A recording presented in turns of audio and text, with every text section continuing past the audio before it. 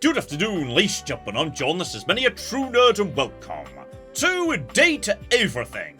Everything on this occasion, meaning about 100 anthropomorphic household items, and, okay, that's delightful enough, all by itself. But what's really caught my eye is the voice cast, because every single one of these items has got its own voice actor. And bloody hell, this may be the most ridiculous voice cast that's ever been assembled. Seriously, just look at this nonsense. We have got veterans from Mass Effect, The Last of Us, Borderlands, Baldur's Gate 3, Fallout 4, okay, they have put together a ludicrous cast here, and I fucking love it, so, right, let's just, dive in and flirt with an anthropomorphic fridge or something. So, here's what's going on here. I live in this slightly ridiculously large house. It is, as you can see, filled with various items. If, however, I tap the Y button, I put on my love specs, meaning I get to see what I can interact with. And the answer is pretty much anything. So, the fireplace, or this ship in a bottle, there's a sofa, there's a coffee table, I'm guessing, yep, the vent up there, or a fire alarm, so, you know what? Today I'm going to flirt with this here fire alarm. So, just pump that full of love and... For a moment, it looks as if a firefighter has appeared in your home, smoke and all. But a closer look reveals the smoke is in fact attached to this apparent firefighter's head. Okay, I quite like that her hair is literally smoke. That's quite nice. So, hello there, smoke detector. Lovely to meet you. You don't get much of a chance to scrutinize her appearance any further, because the moment she notices you, she begins to rush you along, raising her voice and waving her arms at you. Thank heavens you're here. Wait, well, don't just stand there. Go get help!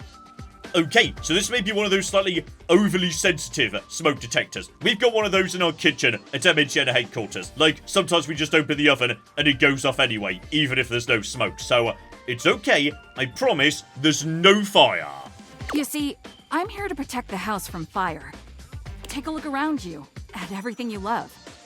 Now just think, if you're not careful, it could be gone in an instant, consumed by raging flames. I've got to stay vigilant at all times.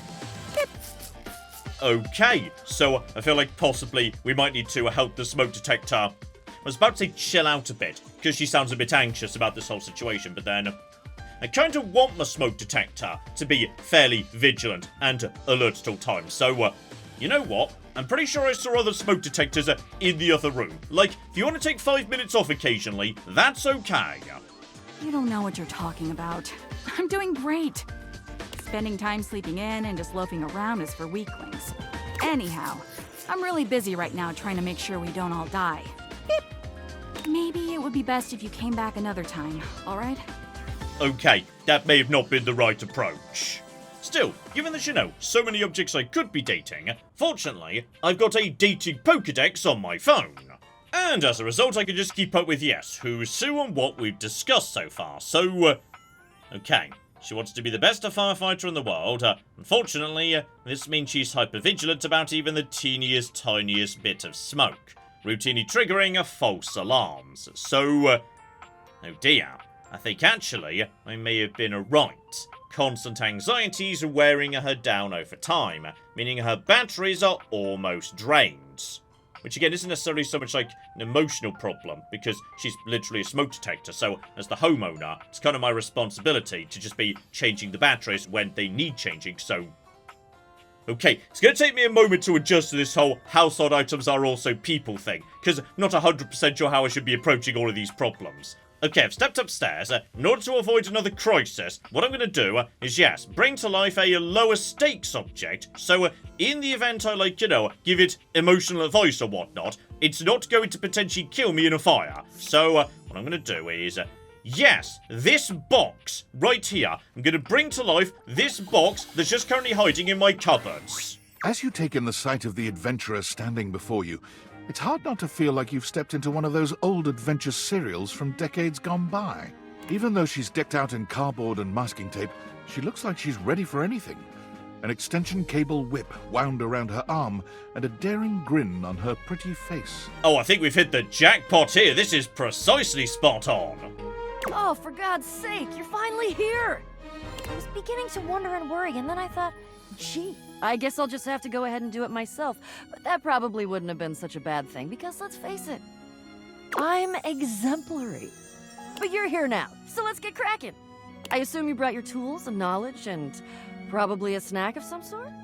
Okay, so you are literally just, yes, like an Indiana Jones archetype, including an extension cord, presumably that was what was inside the box, as a whip. Oh, yes, yes, yes! Well said. Excellent point. Introductions, trite as they may be at times, are a great place to start. The adventurer strikes an impressive pose, positively radiating confidence and daring. I am Bo. I am the soul, the spirit, the animating animus of boxes and storage containers in this house. This most special of houses, where it is my great privilege and my great destiny to reside. Okay, so it turns out boxers have got quite a bloody exciting inner life. I had no idea. It is my great honor, my passion, my destiny to have the opportunity to follow my path. Alongside you, the leading houseologist, to whom I owe such a debt of gratitude and respect. Okay, so... do you mean this is my house? Is that where we're going with this? Leave. Go away. Get out of here, you scamp, and maybe come back and we can maybe talk about some stuff, and maybe the quest will make its way in there somehow, but no promises. Okay. See ya.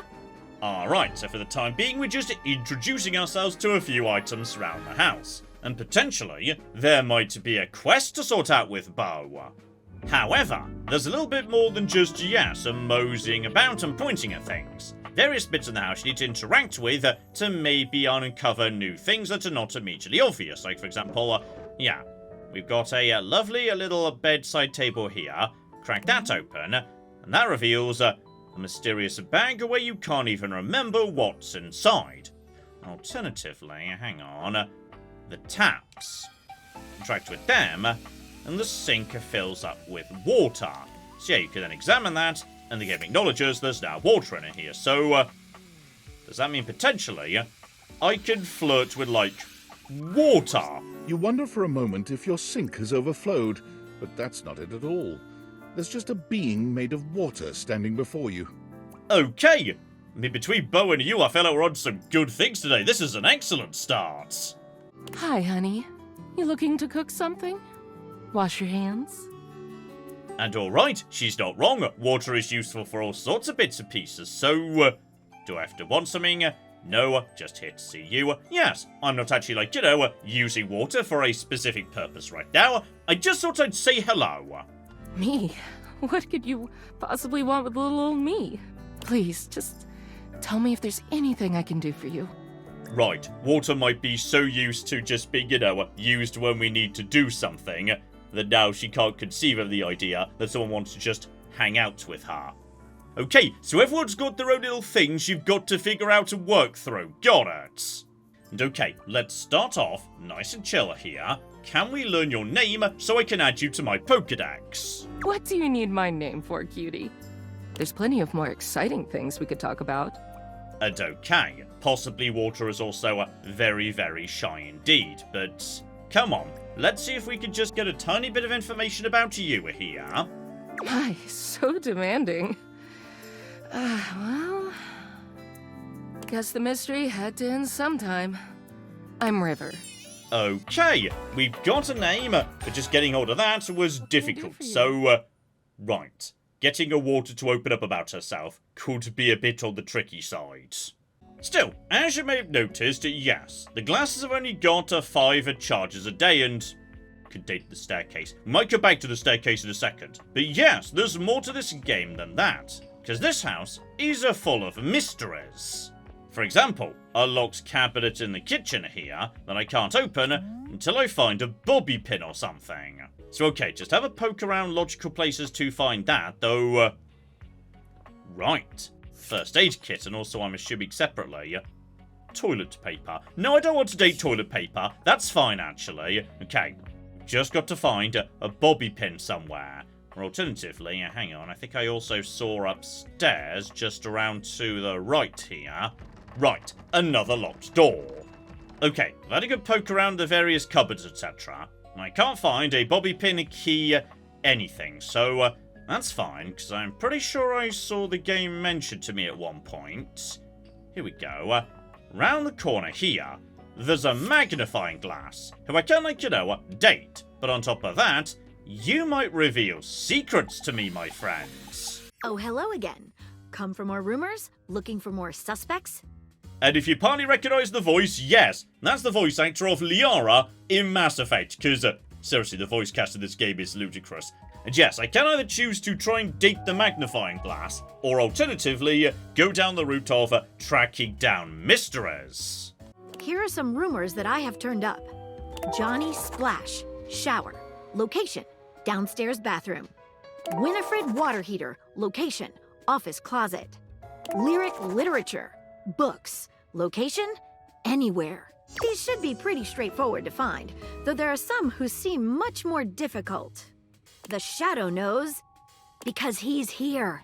Word on the beat is that he's hiding in a permanent shadow. If you can find one around here, I would investigate. Okay, a permanent shadow. Now that's sort of interesting because yes, now it's almost night, meaning it's almost the end of the day.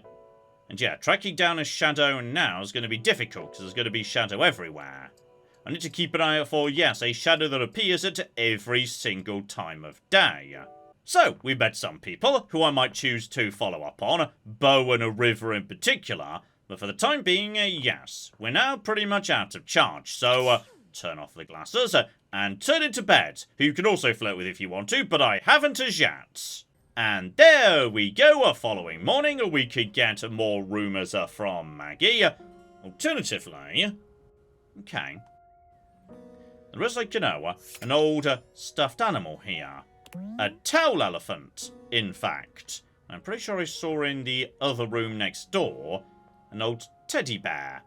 Not sure what to bring, like, old stuffed toys back to life. Like, that feels like that's going to be a really tragic backstory. Like, a once-loved stuffed animal relegated to the cupboard. That's just going to be Toy Story, but with more guilt involved. So, okay, I'm not doing that. Oh, and I could hardly resist this. Right, let's flirt with some garbage. What? Okay, I guess I really shouldn't have been expecting much from the literal trash person, so... okay, this may have been a mistake.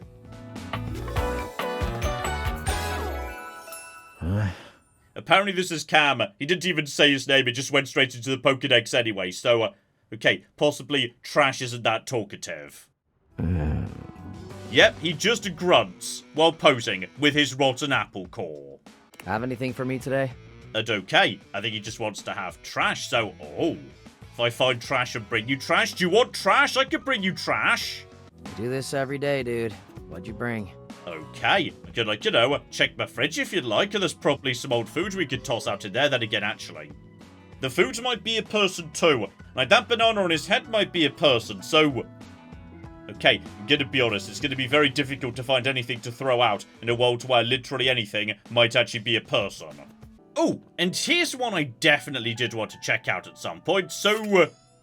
okay, video game controller. What have you got for me? The game console turns on.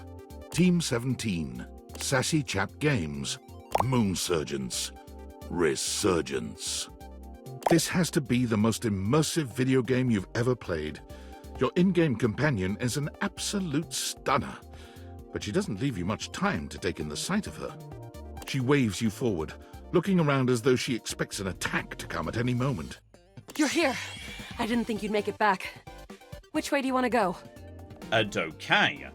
But any chance you like doing, an old school text adventure? Because, right, being a controller, naturally she would expect me to tell her what to do, etc, etc. So, possibly, what we're supposed to do is encourage her to have some more of her own autonomy or something. So, okay, let's just see where this goes here. You just equipped my Zauer rifle, which means that you're thinking of unloading a whole lot of Zaker charges on these scroufs out here. What are we gonna do? Okay, let's at least try talking to the Scrouse before we start murdering them. Talk to them? Sure. I guess I'll just put my weapon down and wait for the bullets to whiz through my skull. Damn, all this yapping and now we're overrun. I'm shooting! 88 charges later, that's a whole lot of scruff carcasses. Nice haul. That ought to teach Celine and her goons. We're near the compound of the Upholders. They'll have assassin class Upholders, as well as surveillance class. We'll have to sneak our way in, and probably start dispatching them with utmost violence. You up for it? Okay, let's go in and murder everyone, assuming we've got the right equipment. You're right. I'll put on my +5 shadow suit. It'll help us get through the sensors in there. Upholder tech is nasty. I found an entrance on the dark side. Should be an easy way in if we just follow the marker on the map. After a short walk, you find yourself standing in front of a bullet-ridden metal door, way out in the middle of the cold, grey landscape. This is the entrance I've never seen anyone use. With my chalk-picking skills, we'll have this open in no time. And okay, don't ask questions, she's clearly involved in the game right now, let's just keep on going. Luna picks the lock, allowing you to peer inside. You can see hallways filled with shining electronic doors off into the distance. Here we go. Upholder Central inside. I'm seeing Grunt class Upholders, who shouldn't be too bad. There will be Surveillance class 2, which can sound the alarm. How do you suggest we do this? So okay, quietly, try and date one of the guards and guns blazing. Okay, despite your previous gun-blazing assault, you just mentioned surveillance and alarms, so quietly I'd say. That makes sense. With the shadow suit, there's no way they'll hear us coming. Using all your available grace and patience, you and Luna slowly make your way down the corridors. Close behind me, Yael. You drift past both Grunt and Surveillance Upholders with ease. Good choice on the stealth. I usually prefer the part where we... There you are. Oh no! Assassin! From your stealthy vantage point, you can get a vague sense of what's happening. A vast laser juts out from some sort of holographic human from down the end of the corridor. The light engulfs Luna and renders her immobile. Okay, watch helplessly. No, do something! Grab her and run! Bravely, you take Luna's frozen body and crash through the remainder of the hallway. You run further through the maze-like compound and finally make it to an empty office. Krah.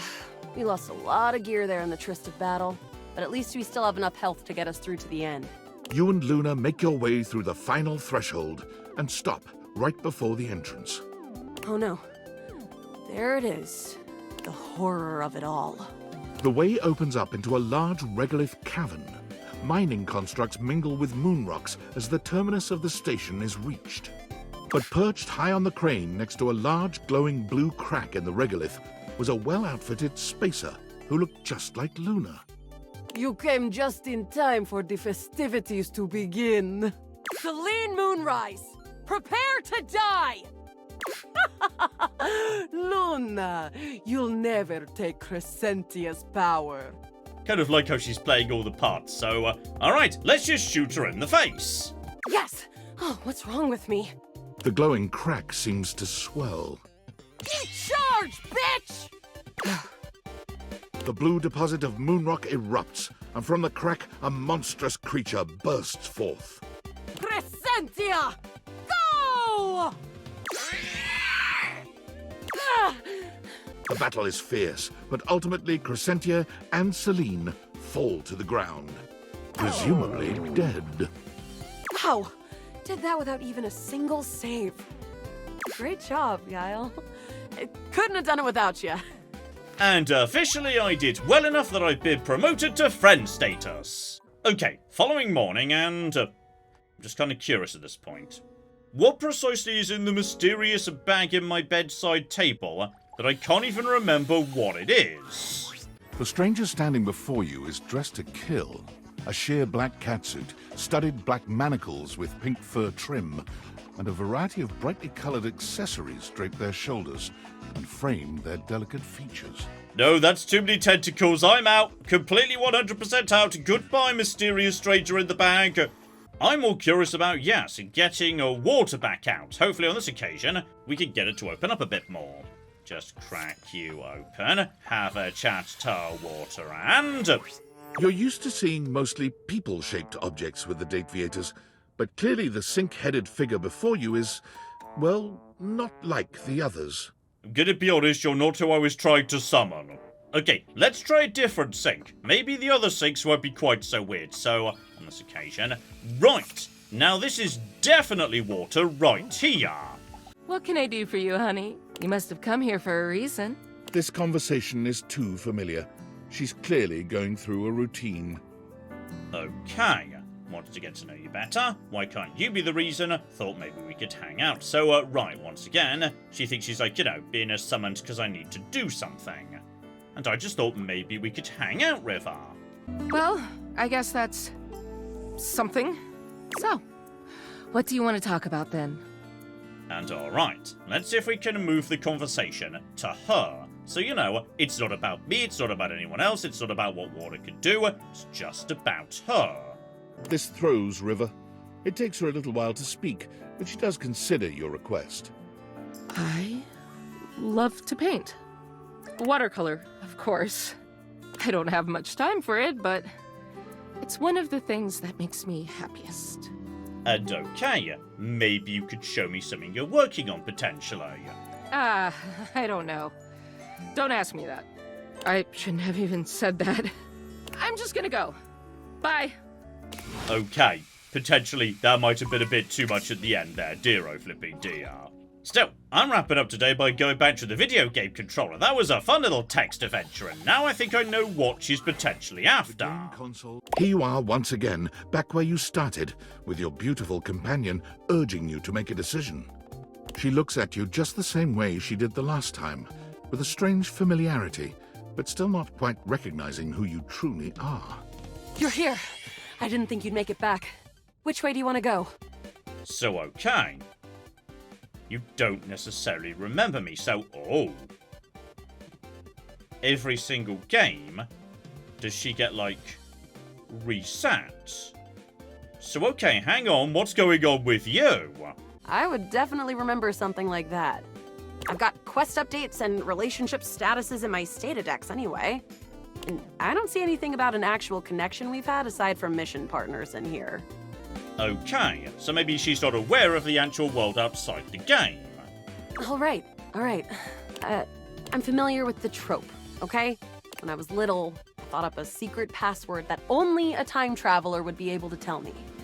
The password for me is Blinkenberries. Just give that to me next time you see me, and I promise I'll believe whatever crap you hash at me. Okay, let's potentially use that in a second. Meaning the following day, I can say lingonberries, proving I'm like a time traveler or something. Lingonberries? Oh my dunes. We've got a timeline crisis here. Come here. Let's find a place to hide from these scraps while you tell me what to do. Luna grabs at you, and you both wiggle through an open fence near some scattered power grid structures. Just tell me where to go. So okay, eventually we'll go to the upholder facility. That was where I planned on... Luna is shocked to see something nearby flash. That's a Krisny box. Right by the Esner transformer? Luna opens the box to find a pair of futuristic goggles, which float and spin in the air in front of you both. These are Mark II Xeno goggles. An incredible upgrade. I'm keeping these. Happy accidents, huh? So okay, does that maybe help us against, yes, that assassin inside the base? Oh, hang on. The fight went just the same, but on this occasion, the goggles mean you've seen something that the boss dropped. Luna picks it up and turns on the display. It's the recipe for a harmonic stratospire. The Resistance has been working on this tech for a generation. It's a way to take fractured timelines and concentrate the differences in power into a deadly beam. That beam can erase a crack in the continuum for good. And I think something about your timeline tripping abilities and Celine's rise to power have something to do with each other. Okay, so potentially, the next time I play, if you tell me that recipe now, I could use that in order to let you craft that in the crafting room before the final boss and... Okay, so Luna's dumb text adventure, where I keep restarting it with new Groundhog Day knowledge. That's delightful. 4 globules, 1 wood, and 2 scruff skins. Remember it. Okay, remember that. Gotcha. Okay, following day, I'm just really curious where we could go with this. So, right, back to the video game. So, step 1, linger berries to grab her to one side so we can get the special glasses. Luna stalks her prey. With the Xeno goggles and her own combat prowess, she's like a mooncat on the path of a moon mouse. With the coast clear, the two of you stealthily walk the corridors until you reach an office right before what seems to be the terminus of the compound. Is this the furthest we've ever gotten? And okay, I think we've been, yes, into this office before, but we need the crafting materials to make the Mega Ray. Potentially, we don't have those because, yes, we just kind of snuck through the entire base too efficiently. I've been hoarding for a while on this playthrough, so practically infinite globules, wood, and scrap skins. Oh no, we're good. So now we just put the right number of resources in. Alright, let me just put them together and... We did it! A harmonic stratospire! Alright, so now we could something the timeline. As you step into the terminus of the compound, you can already feel a difference in the air. It's crackling with potential energy. I knew you'd be coming here. All the regolith you would ever want, and all of the Celine you could ever need.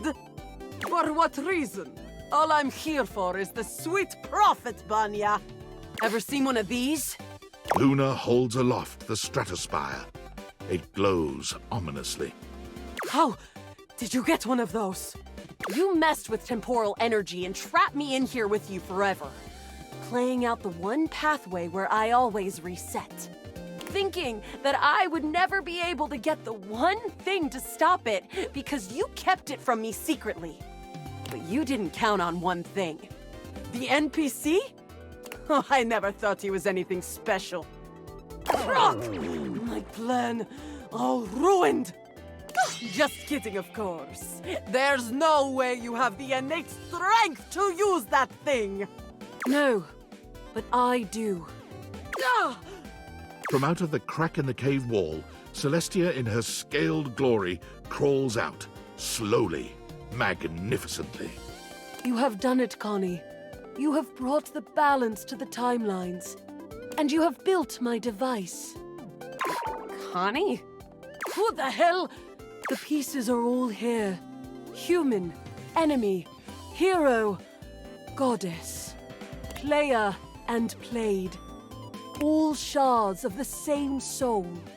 Connie's. Wait. I remember. Luna's eyes drift upward as the harmonic stratospire floats towards Celestia, and bolts of pure temporal energy begin to streak outward. I am. All shards of the same soul. Luna's eyes become clear, full of fire. She raises her hands up in a gesture of glory. I am Connie's soul. I am video games. I'm gonna be honest, I preferred Luna. Connie Soul's not as good a name. Still, bare minimum, I think we've got right. She's now got the new name in the Pokédex. Meaning, hopefully she'll now remember me or something. Celine is taken aback and stands up, ready to fight. No, you were never supposed to know your power. There's no power. It's all mirrors upon mirrors, Celine. All leading back to you. To us. Stop it! Celestia, Celine, Luna, all. It's time to reintegrate! The stratospire's sizzling energy explodes into an array of rainbow beams, covering the mine entrance with kaleidoscopic colors. And okay, do it, Connie! Reintegrate! That's it! That's right! Your quest is almost complete. I refuse! She resists. You're still a part of this. Show your support!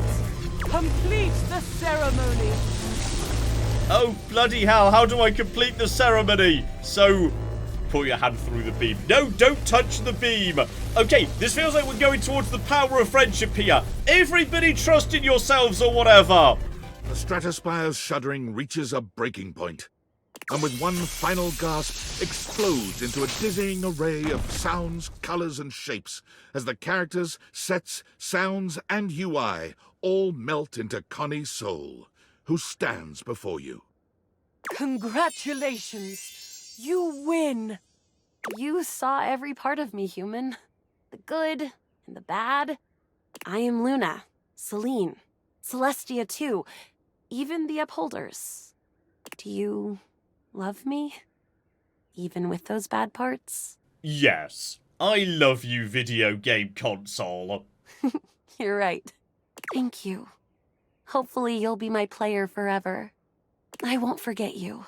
And so in conclusion, I've now fallen in love with the personification of video games, tried to do my best to flirt with water, though that's going to take a bit off work, and also run into a whole bunch of other colourful characters as well. And that's maybe like, 10 or so, out of a house of 100, so there's quite a bloody lot to get your teeth into here. Still, I would say I think you get the point. This here is Date Everything, and as you probably expect, you can indeed date everything. It is a very silly game, though one with more going on in terms of gameplay than I was actually expecting. Like, say, that fun little text adventure there, so worth a look, I'd say, if this is even slightly your sort of thing, and I will most definitely be keeping my eyes open for whatever it is this team does next, because, as I say, this was really rather flippy delightful. So hopefully you are looking forward to that. But in the meantime, I've been John, this has been Many a True Nerd, and this has been the deeply charming Date Everything. Thank you very much, and goodbye. Were we doing virtual reality, or was that just like a metaphor for lesbian sex? And then he smacked me lightly across the face with the money! What? This is... where is this going? What's happening? We're gonna buy a whole new bin, and we're gonna write Brendan on it, and we're gonna put him in it and toss it off the pier.